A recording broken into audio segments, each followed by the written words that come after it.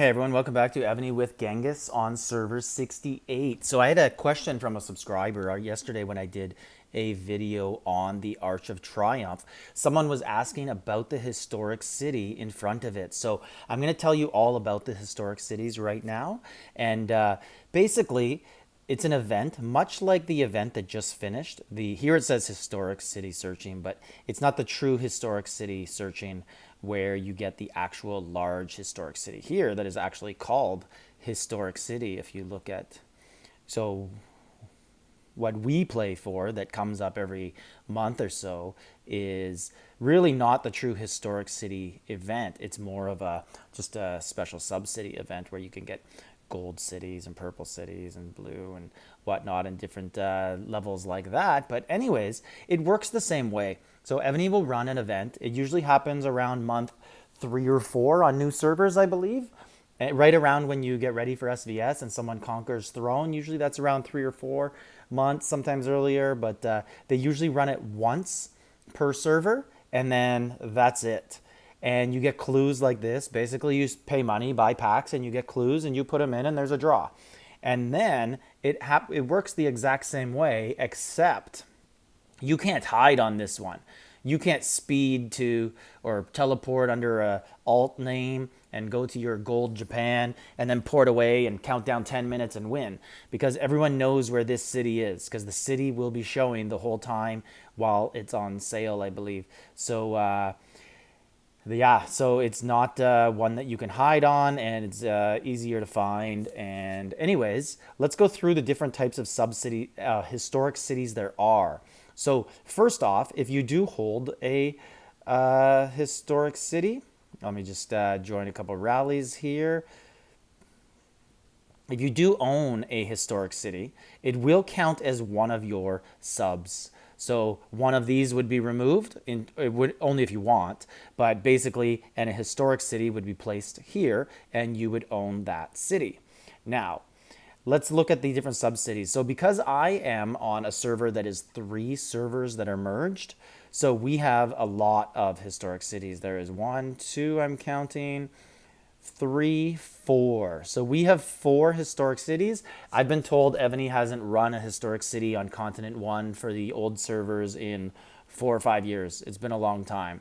So let's go over the ones that we have here. So over at the top here, we have Shanghai, and its details are it helps with Alliance mounted attack, Alliance Holy Palace deserter capacity. That's for everyone in the Alliance. And then the bottom 2 right here are only for the person who has the sub-city. So he will get a larger march size and better ground troop HP. In my opinion, this is probably the worst historic city. So I would not want this one. I'd be hoping for one of the other ones if I was on a server, and I'll show you them. So there's this one. This is probably my favorite one, and it is Rostock, and it gives the Alliance range attack 15%, Alliance march speed 15%, and then the individual holder also gets an additional 10% range and minus 10% enemy mounted troop attack. So in my opinion, getting 25% range attack is just better than anything in the other one. There's some other cool ones too. So if we look over here, this one is from my server, 136, and not sure, oh yeah, oh, looks like we uncovered an area here. So this is an area where some people put camps out, and this is people's alt cities, and then they swoop in there and loot them or get transfers over. And they put the camps to kind of protect them from a little bit. Even if you know about it, it's still hard to catch someone because you are in rallies, you have to be online, and you have to want to do it, right? I generally leave people like that alone. But as you can see, this is from my server, Shanghai, and it's the exact same thing as the other one that I believe is the worst historic city. And it's over here as well, where it says coming soon, but it doesn't appear to be coming soon at all. See, if I hit that, it says historic city coming soon, but it's been there for 2 years since I've been playing. We only had the one, and this is the other one. This is a unique one as well, and this is Milan. And if we look at it, it gives you mounted troop attack, defense, and HP. Death turning wounded rate of 10%. And then your whole alliance gets 10% more hospital and 10% more construction. So I guess you could kind of say this is similar to Shanghai, but this will give you 15% everything for mount. And let's see what Shanghai gets you.